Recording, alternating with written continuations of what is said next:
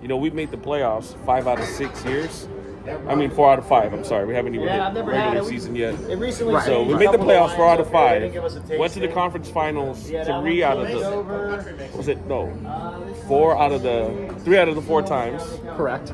Made the Seasons 1, 3, and 4. Yup. We've made the Stanley Cup the first year, which is unprecedented.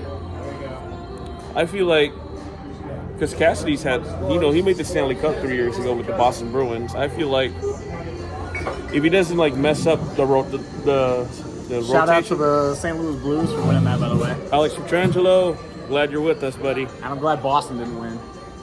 I was actually rooting for Boston that year. Fuck Boston. But then again, if I had known that I had a favorite coworker of mine that's from St. Louis, I would have rooted for St. Louis, which is why I have a Pietrangelo jersey in my closet.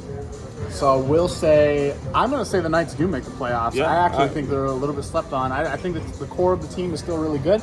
Yeah. And last year they had a shit ton of injuries, second only to Montreal. Right. And so for that reason, I think they'll be back. I think Mark Stone will have a better year. I think he'll still be a little bit injured, but I don't think he's going to be such a negative impact. I think Phil Kessel's a big pickup, and I think Jack Eichel's going to have I think Jack Eichel's just going to be as good as he was last year, which was superb. He's going to be on revenge mode, so be on the lookout for Jack Eichel.